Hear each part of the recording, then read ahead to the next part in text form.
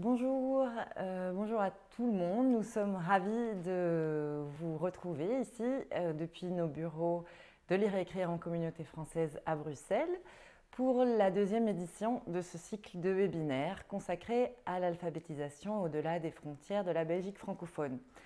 Aujourd'hui, nous serons avec Inès Bailey. Elle a dirigé l'Agence nationale irlandaise d'alphabétisation pendant 25 ans. Alors, avant de la retrouver, je vais vous laisser avec Madame Sylvie Pinchard. Elle ne pouvait pas être en direct avec nous ce matin, donc comme la semaine dernière, pour ceux qui étaient déjà là, elle a enregistré un message d'accueil. Avant de de lancer Sylvie, je vous dis déjà à tous que le chat est là pour répondre à vos questions. Mes collègues Cécilia et Yannick sont connectés. Vous pouvez y poser des questions techniques ou toutes les questions auxquelles vous avez besoin de réponse, pour lesquelles vous avez besoin de réponses. Voilà, je vous laisse maintenant avec Sylvie Pinchard et je vous retrouve tout de suite après. Bonjour, je suis heureuse de vous accueillir au nom de Lire et Écrire. Lire et Écrire, c'est un réseau de 11 associations d'alphabétisation qui couvrent tout le territoire francophone de la Belgique. Aujourd'hui, nous sommes à la deuxième étape d'une série de 6 webinaires que nous avons intitulés L'alpha au-delà des frontières. Nous accueillons aujourd'hui un acteur, une actrice de l'alphabétisation irlandaise, Inès Bailey, qui, jusqu'il y a quelques mois, était responsable de la National Adult Literacy Agency, donc en Irlande. Ça fait déjà un petit temps, plusieurs mois, presque un an ou deux, qu'on réfléchit à lire et écrire et qu'on a le désir et l'envie de rassembler des acteurs de l'alphabétisation qui viennent de différents pays, de différentes régions. Des acteurs qu'on considère un peu comme nos voisins, c'est-à-dire soit parce que ils mènent une action d'alphabétisation dans des pays limitrophes, en France, aux Pays-Bas et alors dans la région aussi flamande de Belgique, mais aussi voisins et proches de nous parce que nous pensons qu'ils partagent avec nous un engagement par rapport à l'alphabétisation, un désir de travailler ces questions de persistance de l'analphabétisme et de l'illettrisme pour les personnes qui sont dans ces situations-là, mais aussi avec les personnes concernées. Donc une proximité pédagogique aussi, une proximité de visée. Pour ne rien vous cacher, avant la crise du Covid, ce qu'on pensait, ce qu'on imaginait, évidemment, c'était 2 ou 3 jours de rencontres, d'ateliers à Bruxelles, avec des moments plus formels, et puis des moments de découverte et des moments informels qui sont propices justement à nouer des liens et à créer des liens entre associations. La crise de Covid est passée par là, donc on a dû quelque part réduire nos ambitions, mais nous ne voulions pas abandonner ce fil et ce désir-là. Donc voilà, ce sont des webinaires, c'est ce qu'on vous propose dans une première étape. Donc l'invitation qui vous est faite, c'est de se mettre dans une position d'écoute et de découverte de différentes réalités d'alphabétisation dans les pays qui participent au webinaire. C'est une première étape. Nous pensons qu'il y en aura d'autres.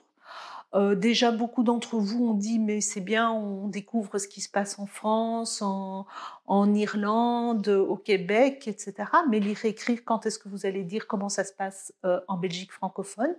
Donc je pense que nous y reviendrons. Et puis partir à la découverte des réalités des autres associations, c'est voir ce qu'on a en commun, ce qu'on a peut-être envie de discuter en commun dans une étape ultérieure. Donc nous reviendrons certainement vers vous avec d'autres propositions de travail. Je remercie particulièrement notre intervenant d'aujourd'hui parce que c'est un exercice difficile de rassembler entre 30 et 45 minutes de rassembler toute une expérience et une expertise d'alphabétisation de terrain et autour d'un exercice qu'on a imposé, c'est de reprendre 3 questions principales. Quelles sont les réalités de l'alphabétisation dans le pays, les publics, les réalités de l'illettrisme ou de l'analphabétisme. La deuxième question, quels sont les enjeux qui semblent importants à chaque acteur. La troisième question, ça concerne la digitalisation. C'est une préoccupation que nous avions déjà avant la crise du Covid, mais on voit bien qu'il y a une réelle accélération. Donc, c'est découvrir comment chaque intervenant s'empare de ces questions-là. Merci à vous et bonne écoute. La directrice de Lire Écrire en communauté française. Avant de retrouver Inès Bellé, notre conférencière pour aujourd'hui, je vais quand même vous donner quelques indications sur le déroulé du webinaire. Donc, Inès Bellé, vous l'aurez compris, s'exprime en anglais. Nous avons donc choisi de préenregistrer sa conférence et de la faire sous-titrer. Donc pour une question de facilité, parce qu'une traduction en direct, en temps réel, était un peu compliquée à organiser. Donc ce que vous allez entendre, c'est une trentaine de minutes de conférence enregistrée il y a quelques jours par Inès Bellé, sous-titrée, avec à l'appui son diaporama qui sera disponible en français et en anglais en alternance. Donc pour les personnes qui écoutent l'anglais et qui lisent en anglais, vous pourrez écouter la version originale. Pour les autres, vous pourrez lire les sous-titres. Nous avons choisi de réduire le format et de le limiter à 30 minutes parce que ça demande quand même beaucoup d'attention de lire des sous-titres. Et ensuite, je vous retrouverai ici en direct et Inès Bellé sera avec nous en direct depuis Dublin. Elle répondra alors à vos questions pendant une trentaine de minutes. Des questions que vous pouvez poser sur le chat, nous en ferons une sélection, nous les traduirons pour elle, elle répondra en anglais et je vous traduirai ses réponses en français. Voilà, c'est une organisation un peu plus compliquée que la semaine dernière, mais vous verrez, ça en vaut la peine. Voilà, donc nous allons maintenant rejoindre Inès. Vous êtes toujours, n'hésitez toujours pas à vous présenter, à nous dire depuis où vous nous écoutez dans le chat. Moi, Yannick et Cécilia seront à présent tous les trois connectés pour répondre à vos questions. Donc si vous avez des questions techniques, n'hésitez pas à nous les signaler. Merci évidemment à vous d'être avec nous et je remercie également le Fonds social européen et la Fédération Wallonie-Bruxelles qui nous permettent d'organiser ce cycle de webinaires. Voilà, bonne écoute et je vous retrouve tout à l'heure. Vous êtes maintenant avec Inès Bellé. It's a real pleasure to be invited to present to the audience today and to share the story of Nala. So very briefly, in the first instance, just to give a little small history as part of this presentation, but also then maybe to talk a little bit about the current policy and practice in Ireland in relation to adult literacy work. An exciting development that's also happening in terms of a future strategy for literacy and numeracy. And then I'll also maybe touch upon what's happened in relation to the delivery of literacy services during COVID time and what adjustments, I suppose, have been made in relation to addressing that. And then finally, I'll move on to some reflections that hopefully will give you a kind of a flavour of the development of literacy and numeracy in Ireland at this time, which may be useful in your own considerations. So if I just start by setting the scene a little bit about NALA itself. So NALA, the National Adult Literacy Agency, was set up in 1980, and really its role has evolved from that time when it was really originally concerned with advocacy work at government level to bring a higher awareness of the adult literacy issue to government and to get funding for adult literacy centres at local level. But also the agency, even in those early years, was concerned about supporting practitioners in terms of developing quality literacy and numeracy services. And over the years, as NALA has received funding from government, which came from 1985 and has obviously gone up over the years in terms of the support that we received to do that work, we have added to the advocacy and policy work, which we still do. And I think the practitioner training and development work we do still exists also, but it's different. It's more on professional development now, and not the initial tutor training that we would have once done in the organisation. We've also brought in, I think, a stronger sense of research and innovation, and that was really trying to put the agency's energies into looking at what research and evidence we could find that might help advance both quality literacy tuition, but also new ways of working or addressing the adult literacy issue in Ireland. One of those things that came out of, I suppose, the research and innovation work we were doing was the development of an online and distance learning service for people with literacy and numeracy needs. And I'll talk a little bit more about that later. But just to say, that's actually a kind of a new development in NALA, where the agency is now effectively a provider alongside the more traditional providers at local level. We've always, I suppose, had a really strong focus on awareness raising, and I suppose building a campaign to ensure that people were aware of the various different resources or supports that were out there, and to also reduce what we would call the stigma associated that people might feel with having a literacy and numeracy difficulty. So we continue quite a bit of awareness raising work to this day. And I suppose finally, we've also brought in a dimension of plain English, or in a more European context, useful to know it as the plain language movement. We're also connected into that. So if I just go back a little bit, so to the history of NALA, I've kind of mentioned there, the agency was set up in 1980, first funding from government in 1985, and our work as advocates was also instrumental in securing the first funding from the state to local community adult literacy centres.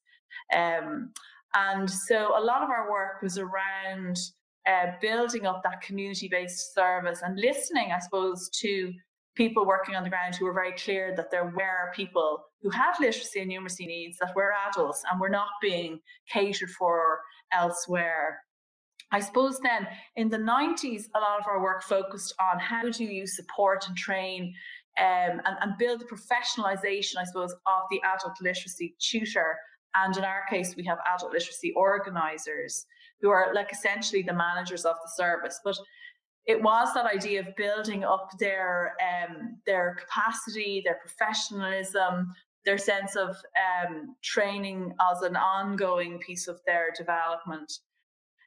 So that was a huge part of our work in the 90s, to the extent that we created an actual higher education qualification, and that's now delivered by a university-based organisation in Ireland, as opposed to NALA. So that's just, I suppose, an example of how we've developed that kind of work, but we can move it on to somebody else to deliver it into the future. But obviously, one of the things that happened in the 90s in Ireland was the OECD, the Organisation for Economic Cooperation and Development, International Adult Literacy Survey, provided Ireland with its first adult literacy statistics. So it was quite a momentous development, and it enabled quite a strong development of advocacy work behind that when it was established how many people in Ireland did have these needs. In the 2000s then, there was quite a lot of work done to create the first national policy in adult literacy, and then followed through supporting its implementation through the noughties, as we would say, which was a period of huge growth and development in the Irish economy. So it also meant that there was increased resources for adult literacy work, and quite a kind of a positive time in terms of the development of new approaches to literacy, recognising we needed to reach out to more people, and also that strength that having a kind of a strong national policy priority behind us gave. And then in the 2010s up to now, I suppose in the context of Ireland experiencing economic recession as part of a global recession in any event, meant that Ireland's, I suppose, economic fortunes did also impact on adult literacy work. So there was a need and a sort of a desire for consolidation of what had been achieved in the 2010 period, but also reform and essentially we had a movement of NALA from being directly funded by the Department of Education actually into a new organisation that was created, a further education and training authority. But the period, I suppose, closed with a lot of successes. So at this point, we could see that we had a six-fold increase in participation levels from the time that they were being recorded in the 90s. So a lot more people, something between 5,000 people in the 90s in services. Now we had 30,000 people in services, and that tenfold increase in funding was a really, really strong, I suppose, build over those years. And a lot more of that story is captured there through that link in the history of NALA up to 2010.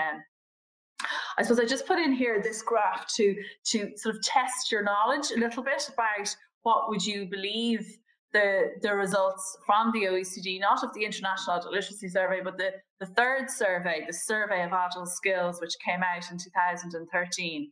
What would you think were the figures for Ireland? So I've left a few blanks there, give you a minute or two to have a quick look and see, could you guess how many adults in Ireland were scoring at the lowest level of literacy, and how many people were scoring at the lowest level of numeracy, and indeed where Ireland would have ranked in terms of the countries that were surveyed at the time. So I have no great way of testing your knowledge right now, so this is for your own satisfaction as I reveal here are the actual results. And I suppose in an Irish context, these were not treated as particularly positive findings that the country still had, a sizable minority of its population that was scoring at such a low level in terms of literacy and numeracy, despite, I suppose, significant investment in the wider education system, and indeed in terms of our wider society, and I suppose to a small extent, in the literacy services that I had just mentioned. So I suppose these results were very much used, I suppose, to look at leveraging the investment and the development of services into the future to cater for more people and to substantively raise the levels of literacy and numeracy amongst the population, in particular at the lowest levels. The current kind of policy and practice then in Ireland is that after that reform, we were left with a brand new further education and training authority called SOLAS, and which is essentially a state agency under the Department of Education, and education and training boards, which were an amalgamation essentially of local education providers, who were charged with also continuing to provide adult literacy in local centres throughout Ireland. And ostensibly then, the vast majority of all adult literacy tuition is provided through these local structures funded by the state, and there is no real competition really in terms of other providers coming in. So these are the main statutory funded services in each local area in Ireland. And most of the tuition is delivered through groups, or two groups. There's various themes though around it. There is workplace tuition going on in workplaces. There is family literacy going on, which is bringing together children and their parents or guardians. We do have ESOL, English for Speakers of Other Languages. That's a more recent development in Ireland as a rather homogenous Western Ireland in a European context. We didn't ever have that many migrants or immigrants from other countries. So ESOL is a relatively new piece of our offering. And then obviously numeracy. Courses are free to everybody, and they operate day and night. And there are certified and non-certified options available.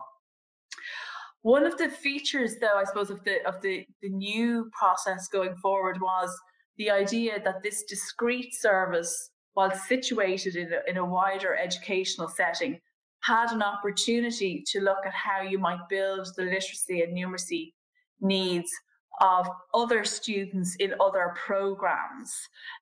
So we had worked for many years around the development of an integrated approach to developing literacy and numeracy across all programs in a local education provider up to a much higher level. And that was an interesting development, I suppose, to stretch out what could be achieved in terms of raising literacy and numeracy levels, and not just depending on working with the people who were in literacy services specifically. There continues to be a kind of a focus on growing awareness. So there's still an awareness that as more and more people know that there are services available to them, they are not necessarily taking up those opportunities, and trying to understand why that is, and trying to motivate people sometimes to take up opportunities is part of the work that's ongoing.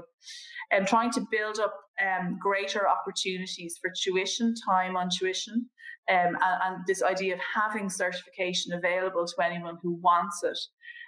In all cases, and then leading people into an idea of progression, so that if people would finish a particular program, there would be a clear pathway for them to move on to either a higher level program, or indeed employment, or whatever it would be that they'd like. So a lot of the current work that NALA has been engaged in under this new further education and training strategy has been around the support and systematization, I think, that is required to ensure that all the local services are offering pretty much the same thing. An implementation then of areas like numeracy services or family literacy services within those settings is a current piece of work that NALA is engaged in, so that it wouldn't matter where you got your service, you could be guaranteed a certain level of quality and consistency in what you got. NALA, I suppose,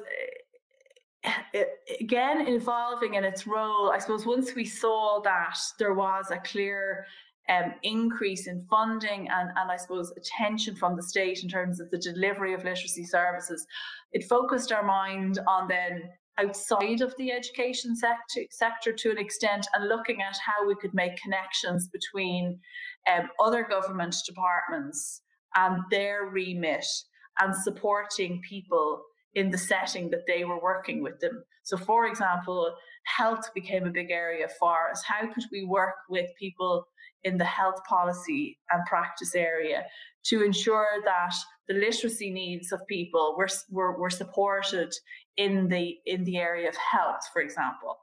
And so this has created this idea, I suppose, of a whole of government approach to raising literacy and numeracy levels. And we were very, I suppose, keen to progress this idea, get research behind it, and advocate for its adoption in the earlier elections that we had this year. And thankfully, our work paid off, and essentially we now have a commitment to implement a new 10-year strategy with this whole of government approach, and that work is underway at the moment. So an interesting new development, and we await, I suppose, advances there to see what happens. Of course, COVID came hard on us all. In our case, in middle March, and essentially we had closure of services pretty much overnight.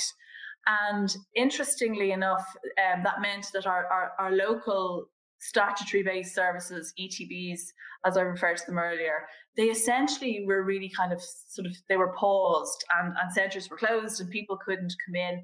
And there was an attempt to make contact with learners and to see how they could be supported, especially during the initial period, which we all thought might be the only period of lockdown. So up to the March to the summer period, there was a little bit of, I think, shock and chaos about how to respond. And I think ETBs were probably best placed in terms of just trying to keep contact with their learners, and that seemed to be a feature. I think because the literacy service, if you like, is more seen in an informal learning way and not seen as important perhaps as other formal learning, it didn't get as much attention within the education and training boards as areas like, formal learning programs leading to employment possibly were prioritized. And this more kind of softer informal learning possibly wasn't seen as important in a crisis to try and keep the connection going or bring in supports. Purely though I suppose by chance, NALA had started working in the whole area of online and blended learning over a decade ago, driven very much by the understanding that many, many people were not using face-to-face literacy services for a whole range of reasons, including inability to access them, their own demands on their life, their time, their caring needs, so on and so forth. So we were conscious many years ago that we needed to find other ways to bring learning to people who didn't have the opportunity to join a centre. And we started this work looking at, in the first instance, both the use of television and radio as a mode of distance education. And when we could see there was a demand and an interest in it, we kept it going, but we attached on an online learning program. And it enabled us to do a lot more learning, if you like, than the television had enabled us to do. And we could attach a lot of resources to it. So essentially, the agency built a customized online learning platform for people with literacy and numeracy difficulties. And over a period of a decade, did a lot of evaluation of how well it worked, who it suited, what areas of development could be extended on the platform, and really grew, I think, a really good product over that period of time, which, as you might imagine, became essential in the context of COVID, because it meant that people could have their own online learning account. They could follow a program of work that was related to our qualifications system, which contains standards of learning in the areas that they would be following. So essentially, you can go on this particular platform, you can follow a course of study, and it can mirror essentially what you're also doing in a centre in real time. So it was a really interesting time to see the uptake of what we now call Learn with NALA. It used to be called WriteOn.ie. It's now called Learn with NALA, during the period of COVID. And I think an understanding of the role of technology in learning probably has really kind of gone through an accelerated phase during COVID. And a crisis in particular, I suppose sometimes it's very, very hard if you have nothing at all, just to create from scratch resources that could be available online, for example, especially when people have left a centre, which was certainly the case in Ireland. But having this resource as something that was known to centres enabled them to make this available as an offer, draw it to their attention. And certainly we did lots of national advertising at the time to let people know that it was there. You can actually just go into the link I've showed you there, and you can watch a little video, just a 2-minute video, and you can see how this works, because I think it really requires to see it to kind of believe it for some people. One of the interesting things it does, though, as I said, it links to national qualifications, and it also includes the facility of recognition of prior learning, which means that people who perhaps have done some learning but have never been able to get certification can use the site, because it has a built-in assessment mode in it. So it's nationally recognised. So NALA is a validated provider under our Qualifications and Quality Authority. And you can see the levels, the equivalent levels to the European Qualifications Framework that it works on. We also had a phone-based service running alongside that was also already in existence. So that did mean that people who wanted to do a bit of tuition and be supported over the phone could continue to do that.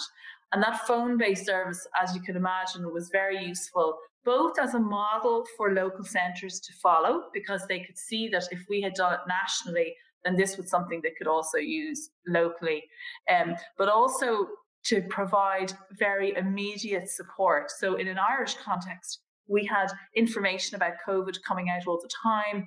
And if you really wanted to find out more information or digest that information, you were kind of encouraged to really go online and read more information. So there wasn't really a lot of opportunity for people to phone a service and say, could you talk me through how to understand the latest leaflet on COVID, or could you talk me through how I'm going to be able to access a COVID payment? I have the form here and I don't understand it. Can you help me? So we were providing people with very short tuition based around their specific needs as they arose in COVID. And that was very interesting to see how that on the one hand met their initial need, but also kept a connection with the idea that, you know, maybe they might consider learning on an ongoing basis as a result of a positive experience of engaging with us over the phone. There was, I suppose, a real strong lobby amongst various different groups in Ireland in recognition that clearly lots of learners in the literacy and numeracy space or in informal programs at community level were kind of lost when their centres closed down, and a lot of them didn't have the equipment in their homes to enable them to engage even with online learning. So some funding was allocated to assist learners who were most in need. And I suppose we would have informed that really strongly to say that instead of writing these people off, essentially, it was about trying to get them the resources they needed to continue their learning, and that they were just as important as any other learners who were in the system. I suppose in terms of reflections, more broadly in relation to what's happening in terms of adult literacy, I suppose what I would talk about is this idea that the literacy demands that are placed on us all in our societies now are ever increasing, and there's a much higher ratio of individual responsibility in terms of decision making based on an understanding, a reading and an understanding of information in people's everyday lives, from their health to their finances to democracy to social media. So many areas we're overwhelmed with them, and the demands, the literacy demands, continue to evolve. And essentially, when I started working in this area, I think Louise mentioned over 25 years ago, we did hope that we would eradicate this issue completely. And rather what has happened is those demands have increased, and more people are struggling to keep up with having the level of skills that they need in order to function as the OECD would use the term in everyday society. And for me, that's created a huge challenge in terms of how do you bring learning to people where they need it and when they need it. I think the OECD used that term, just in time and just enough. And it's a similar idea that I think we need to break down learning and meeting people's needs and work where people are at. And that can be very challenging for practitioners who are particularly maybe organised in centres in particular. So working out how to bring that learning to people in the settings that are most relevant for them at a time that works, I think is one of the future challenges that everybody working in literacy will have. I think a second area is the philosophy and the values-based approach that we would have operated in NALA in adult literacy work. So it's very much a social justice issue, it's a human rights issue, and there is a very strong sense that there are values about how you do the work, respecting the individual and their needs, and building programs around those. And really empowering people and keeping that ethos alive, I think has been very challenging over those 25 years. In a sense, whilst we became, I suppose, there was more success for the adult literacy sector, there were also more challenges in terms of the skills discourse and what that means. And I think trying to keep the values piece alive during the changes that have happened over 25 years has been challenging, but possible.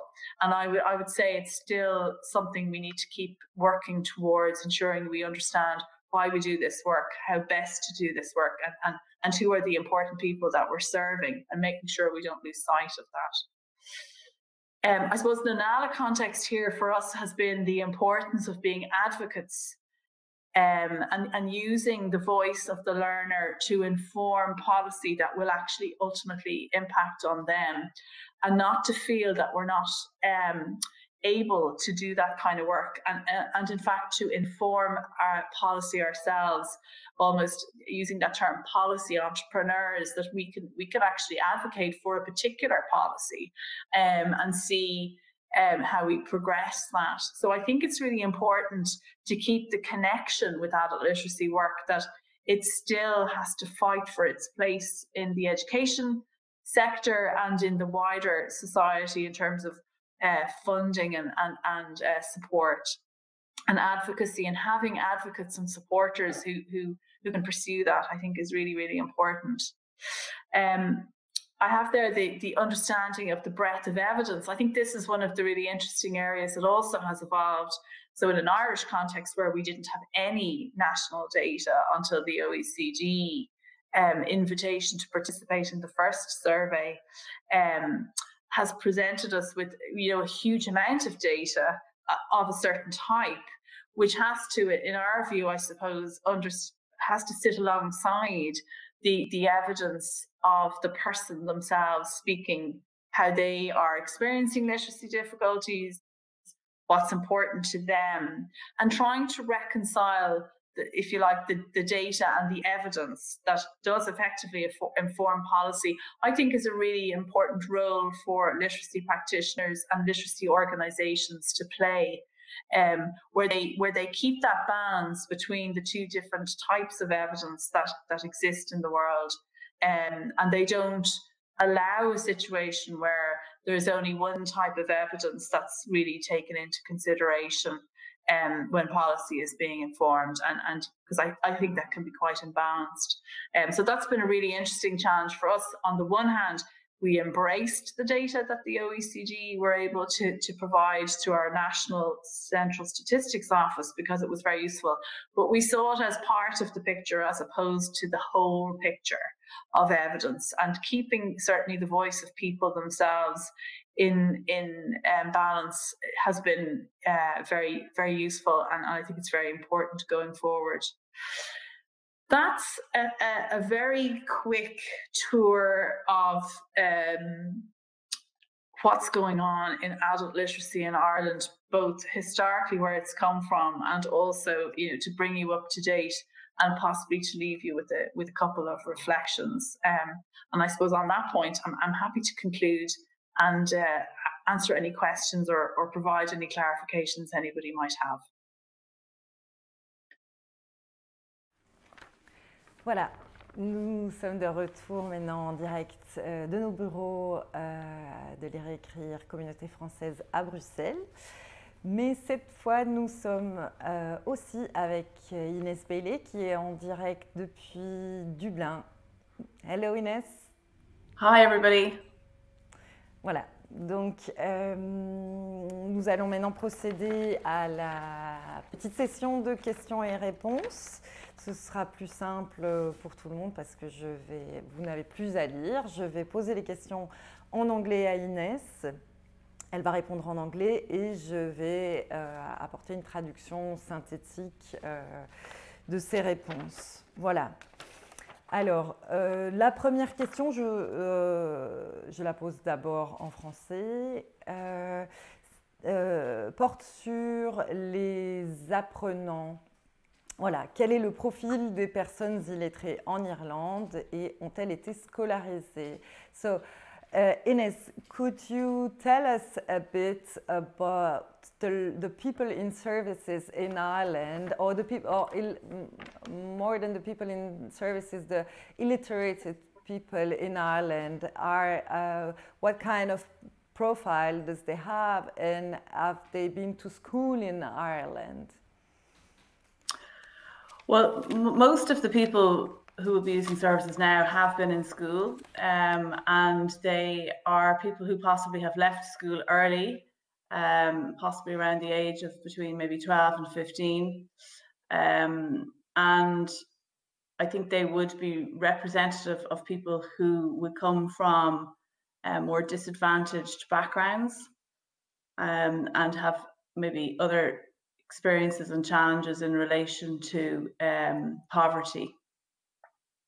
Je vous traduis déjà cette partie. Donc, elle dit que oui, c'est pour la plupart des personnes qui ont été scolarisées en Irlande et qui ont même été à l'école jusqu'à à peu près 12 ou 15 ans et qu'ils observent plutôt un phénomène de désapprentissage. Pour des personnes qui n'ont pas utilisé beaucoup la langue après l'école. Donc ce sont pour la plupart des personnes qui viennent aussi de milieux socio-économiques défavorisés. Okay, you can go on. And in research that we have done around the profile, it probably showed up we had a mix of maybe a third of participants being in employment, about a third being unemployed, and about a third being out of the labour market completely.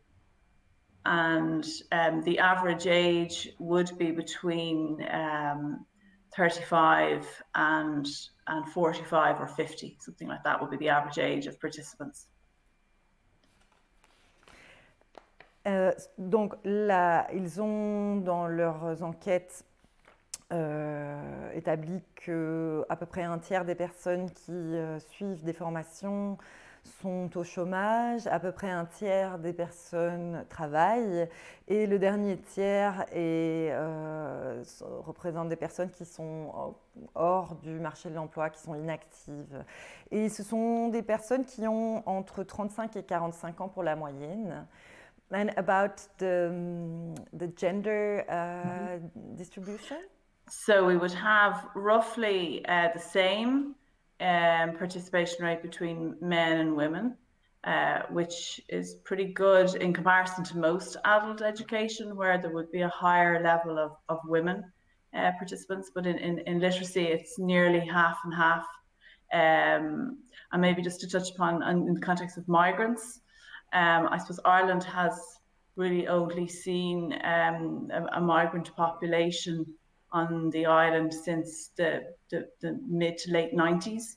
So the numbers of people looking for English for speakers of other languages is growing, but it probably represents only about maybe 20 to 30% of participants, and there is a separate funding that covers that group, but they are catered for within the literacy service.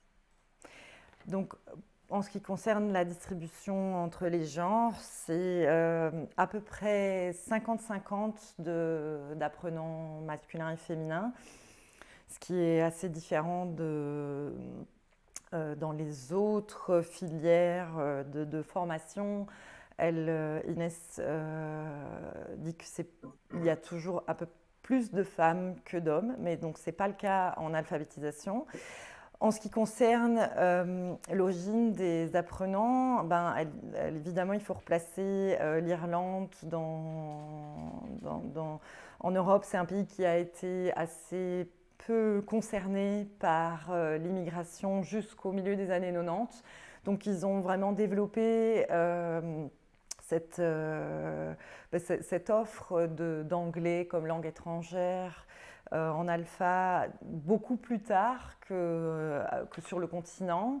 Et aujourd'hui, ça représente 20 à 30, maximum 30% des participants et ça fait l'objet d'un fonds de financement particulier. Voilà. I think we are fine with these questions.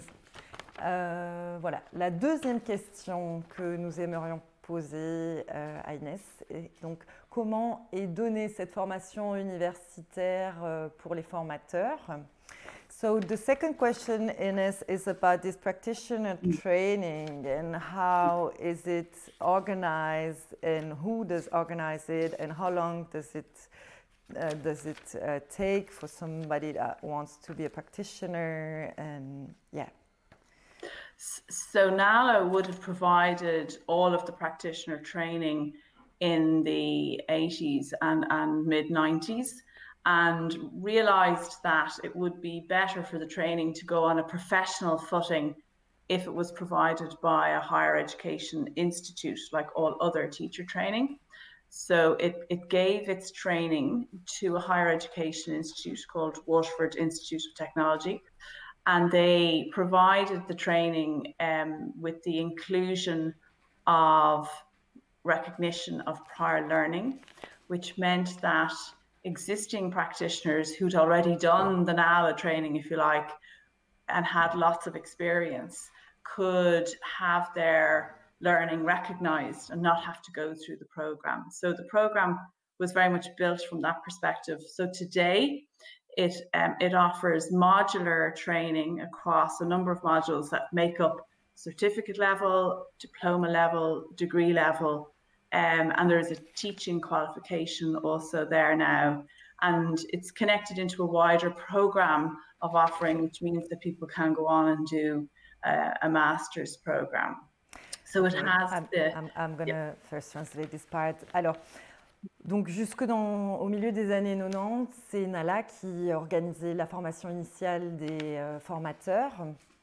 Et en fait, plutôt sur demande du terrain, ils ont donc conçu cette formation qui est désormais dispensée par une école de niveau supérieur, donc d'enseignement supérieur. Et en fait, si je comprends bien, qui est plutôt intégré dans des cursus de formation qui peuvent aboutir aussi à un diplôme d'enseignant, pas seulement en alphabétisation. Mais évidemment, il y a comme une filière spécifique pour les formateurs en alpha. Et cette formation a évidemment été pensée pour permettre aux personnes qui étaient formateurs sur le terrain, qui avaient d'abord une expérience de terrain, donc de pouvoir valider, faire reconnaître l'acquis, les expériences qu'ils avaient acquises. Et donc, en fait, ce sont des modules de formation qui aboutissent sur plusieurs types de diplômes. Donc, ils sont déclinés en diplômes de niveau secondaire plus 2 ou secondaire plus 3. Et puis, il y a aussi des masters qui permettent une spécialisation. Et ce sont des programmes qui sont donc financés par l'État. OK. Yeah, just to say, it's funded by the state through the adult literacy program, and it's delivered in a way that accommodates people who are working in the sector, so that they can, either get day release or a couple of days release from their employer, or they can do it in their own time, depending on their arrangement. But it is funded by the state, I think, up to nearly to certainly degree level in the main. So it's a great resource for practitioners. Oui, donc elle ajoute donc que c'est évidemment un programme qui est financé par le ministère de l'Éducation et qui permet aussi aux personnes qui travaillent sur le terrain de suivre les formations en alternance, donc pour pouvoir travailler et suivre la formation en même temps. Et donc ça a vraiment été pensé pour des personnes, pour des professionnels. Que c'est une ressource qui est assez, qui a été très, très bien accueillie par le terrain. Voilà, une troisième question. Ok, donc vous avez parlé de l'importance d'équilibrer en fait les données, donc entre les statistiques et des informations qui sont plus des informations qui viennent des apprenants. Donc quel outil de recensement vous paraît le plus adapté aujourd'hui? So Ines, in your reflection, you mentioned the importance to balance between the kind of figures that statistics survey might provide and information that are more coming from the learners, and it's important to balance between both type of information in order to elaborate efficient literacy policies. So what kind of methodology of surveying would you recommend, or does NALA use? Well, we have a lot of involvement of students in our work, both in terms of their involvement in our board, but also in relation to other aspects of our work, and informing and designing how we might collect the views of wider groups of learners on an ongoing basis and be able to provide that information to policymakers and to providers so that they can distinguish, I think, between the large-scale assessment data, which I suppose is very much a particular discourse around functional skills and employment often. And I'm going to translate this already. Donc, Inès parle voilà, de la manière dont Nala essaye ou a toujours essayé d'inclure aussi les apprenants dans leur instance de décision, dans la gestion de leur programme, et aussi évidemment dans les processus de récolte d'informations et d'informations qui vont donc après être transmises, enfin qui vont être utilisées dans le plaidoyer et dans la communication vers le gouvernement dans l'élaboration des politiques d'alpha. You can go on. Yes, so I think it's about understanding the positives and maybe the limitations of different types of evidence and what it's useful for. And I think students' voices and needs are very powerful in relation to informing curricula, informing how services are provided, informing maybe how wider social and economic supports may be necessary to enable people to participate in learning, which is quite elle dit que donc les formateurs, hein, je parlais avant des apprenants qui étaient impliqués dans la gestion donc de la récolte des informations, je pense qu'elle parlait des formateurs. Donc elle indique que voilà, ils considèrent que les formateurs sont évidemment ou les personnes qui travaillent sur le terrain sont évidemment les plus indiqués justement pour parler de l'adéquation des types de formations, de l'organisation des formations. Est-ce que ça répond vraiment aux besoins des apprenants aussi en termes d'organisation dans leur vie quotidienne? Donc ça, c'est un type d'information qui récolte plutôt auprès des formateurs. Et évidemment sur les besoins socio-économiques et les conditions socio-économiques des apprenants. Ça aussi, c'est des choses qu'il faut faire remonter depuis le terrain. Okay, you can go on. So it's possibly just to say that NALA would see the involvement of students in our work as a core principle. So therefore it would be built into even the design of research projects, that the views of the learners would inform possibly even the design of the piece of research as well as be involved in inputting into it. So it means that we're getting a lot of information on an ongoing basis as opposed to being reliant on maybe a survey once a year, for example. Donc, évidemment, elle disait avant que c'était donc pour eux vraiment important de toujours faire la différence entre des données statistiques qui pouvaient venir d'enquêtes internationales et des informations qui vont venir du terrain et qui a, depuis la création de NALA, toujours été au cœur de leur travail, donc de faire en sorte que le ressenti et le point de vue des apprenants soit pris en compte aussi.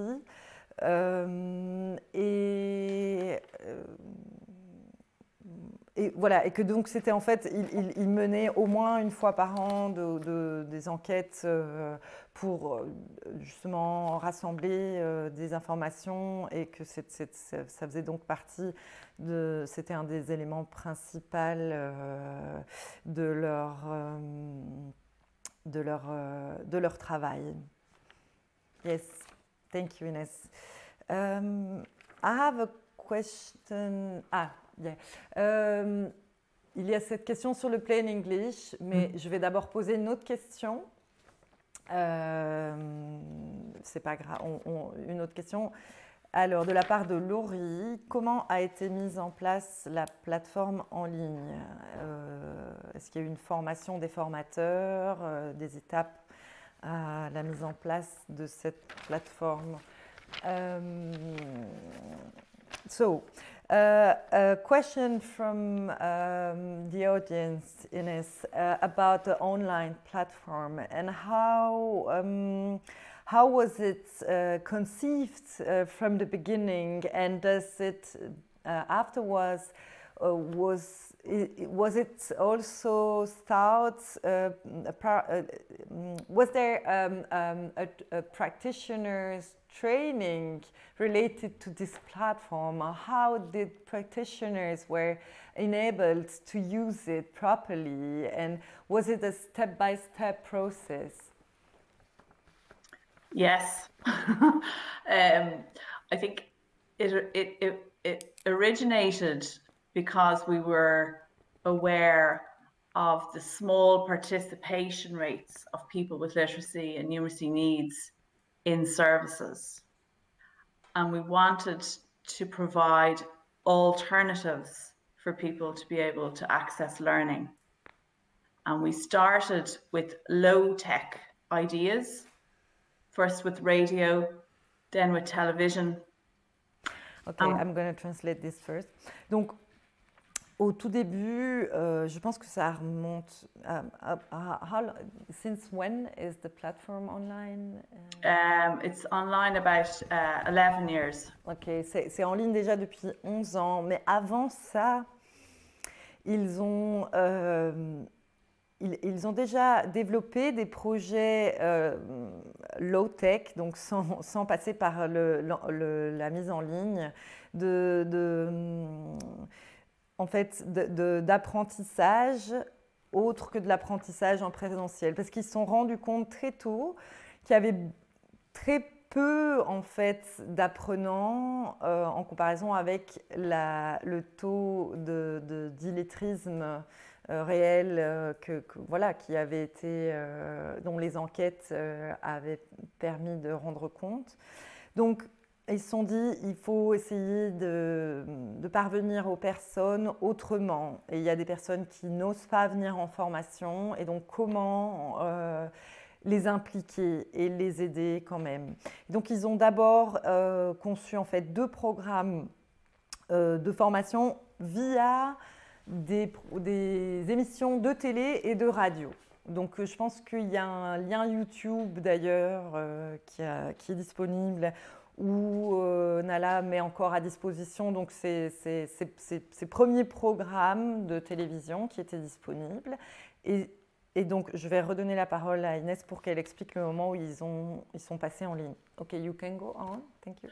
So, once we established demand through the radio distance learning and the television distance learning, we built in then an online learning component, so that we could extend the learning more than we could through radio and TV, and put in very strenuous evaluations and evolve the platform so that it was responding to the needs of people with literacy and numeracy learning needs, but also digital learning needs.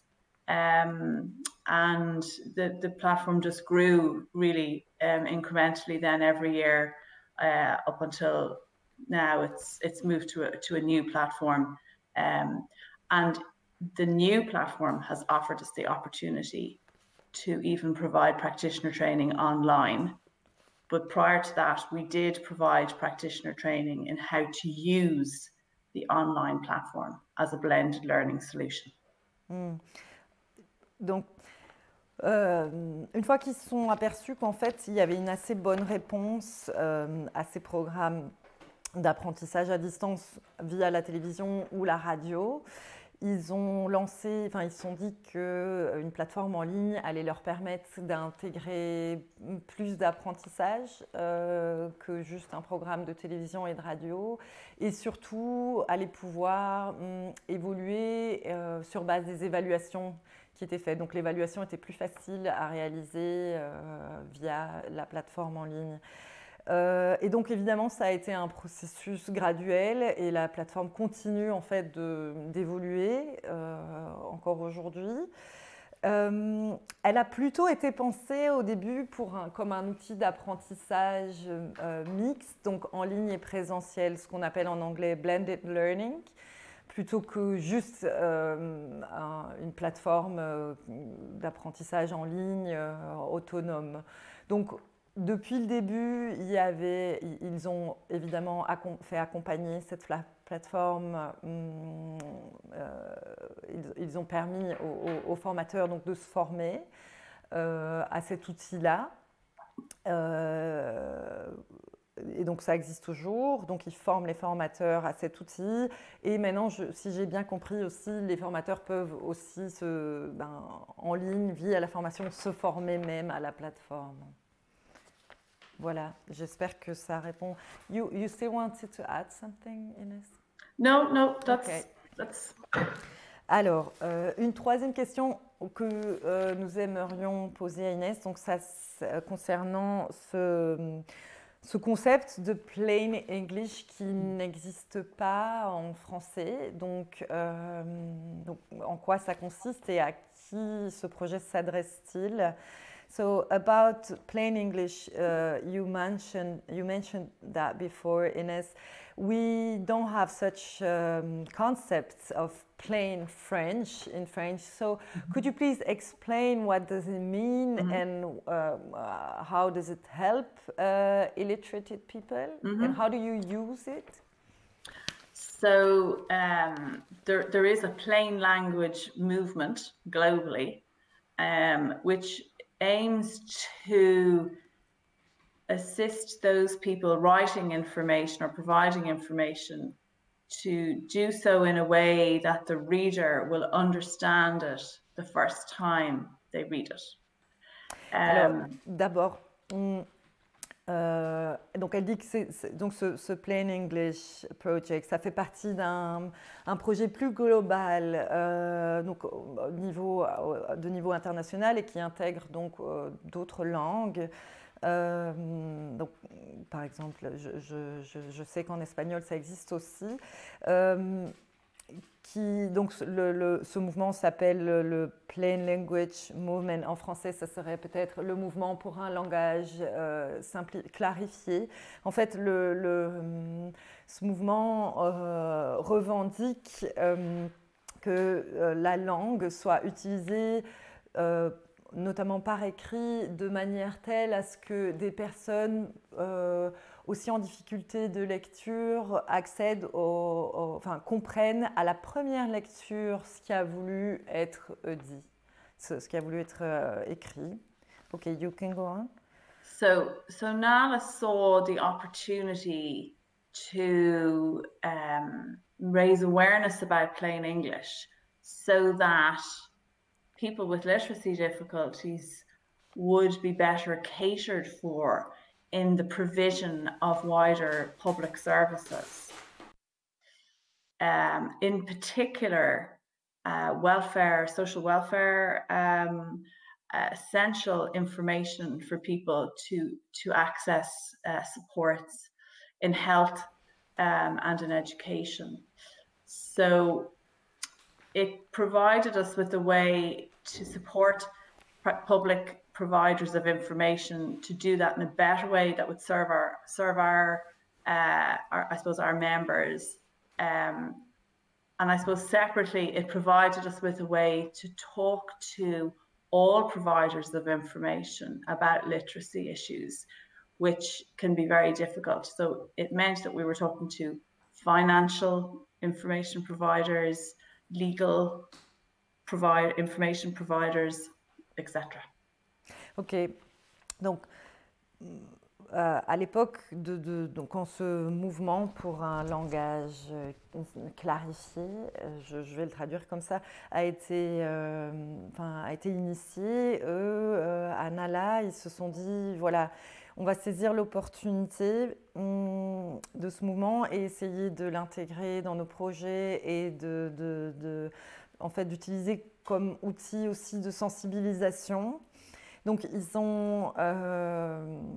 c'est en fait un outil qui leur permet d'abord de se faire de la sensi autour des besoins des personnes en difficulté de lecture et d'écriture, donc de dire par exemple aux administrations, voilà, s'il y a des langages qui sont compliqués à comprendre, il faut être aussi conscient des besoins des personnes qui sont en difficulté de lecture et d'écriture. Il existe une manière de dire les choses qui permet à tout le monde de les comprendre.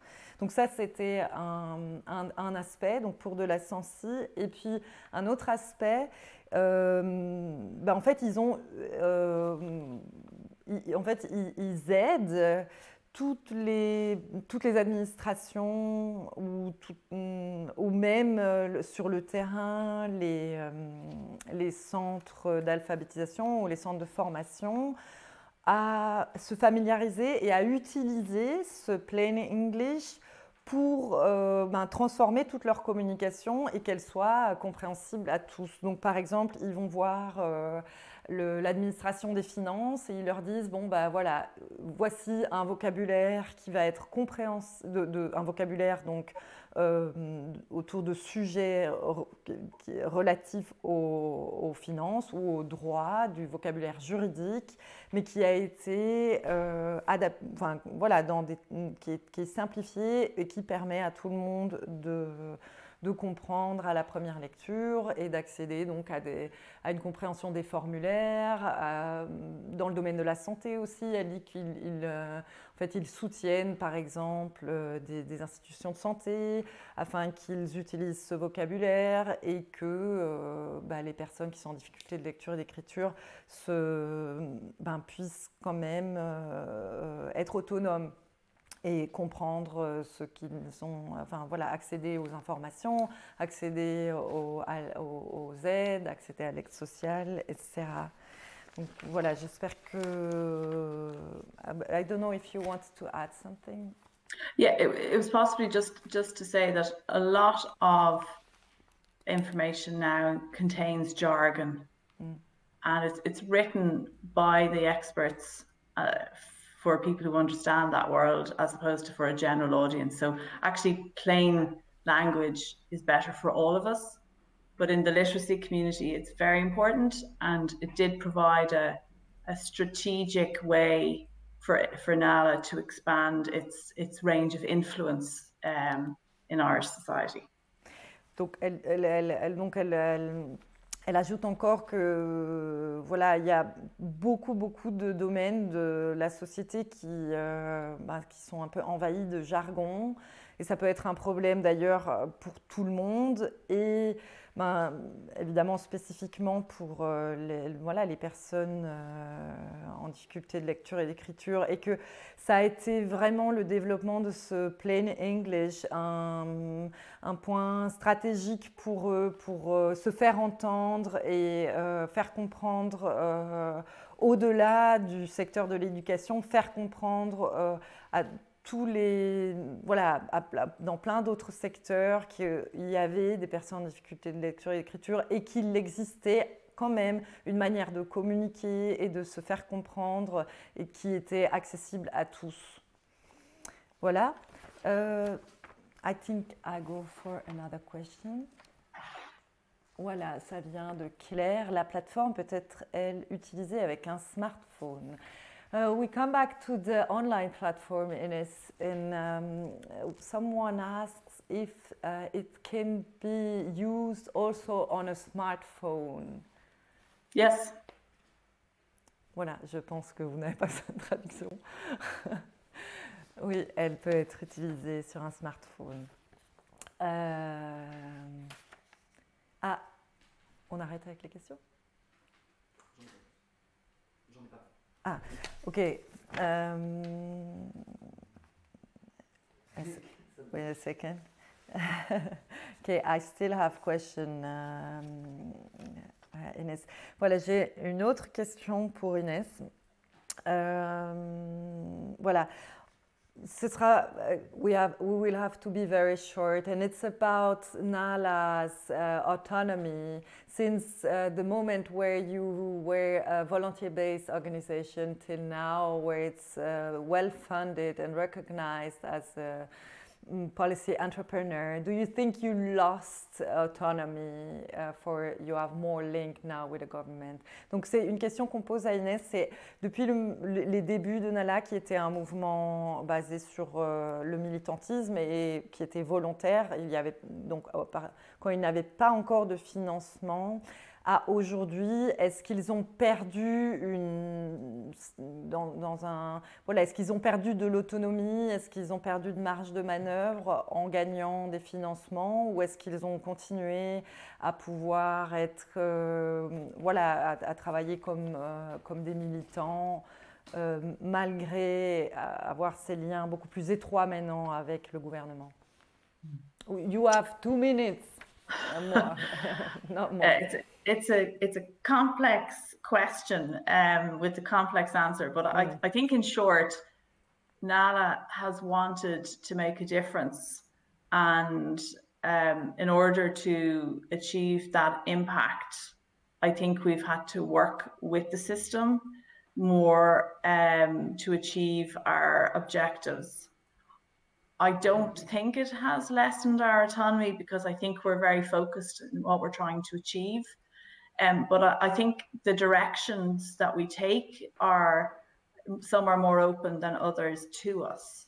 And I suppose that would mean that I think overall we have a lot of autonomy to determine what direction we take and what's going to be most effective to achieve our objectives of supporting people get more literacy, numeracy learning opportunities.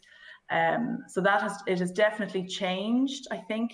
But overall, I think we're still able to perform our duty as a charity, and the increased resources that we have got over the years have been used for that purpose, rather than to change NALA into a statutory agency, belonging to the state. We are still independent, and I think aspects of our work, like the new strategy that I referred to earlier, are evidence of that, so that we can still push for more in a way politically that is well responded to, and there's no curtailing of our agency in terms of not doing that. Ok, I think I translate.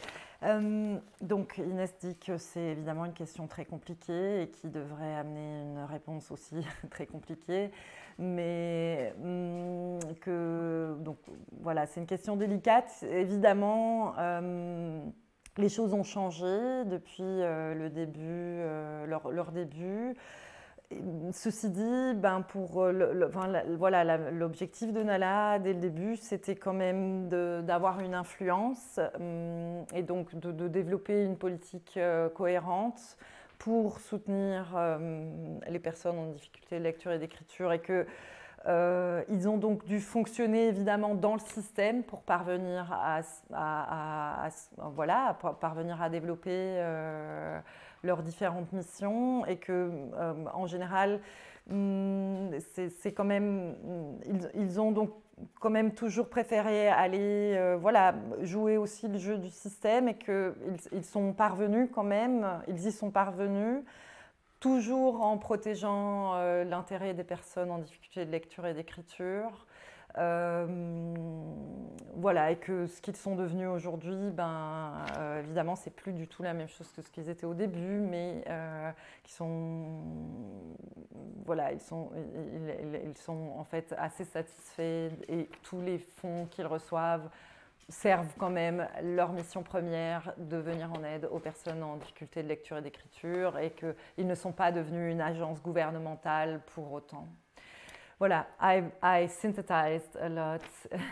Voilà, on a vraiment plus beaucoup de temps, on a épuisé tout notre temps d'antenne, donc voilà, je vais en terminer pour aujourd'hui. Je vous remercie à tous d'avoir été avec nous, j'espère que vous en avez profité. Je vous invite à nous retrouver la semaine prochaine. Nous serons à la même heure ici avec des collègues néerlandophones, donc de la Flandre, qui travaillent à la Fédération des centres Basis Educatie, qui nous parleront donc d'alphabétisation en Flandre. Merci encore à tous. Merci à la Fédération Wallonie-Bruxelles et au FSE. Au revoir. Au revoir Inès. Bye, thank you.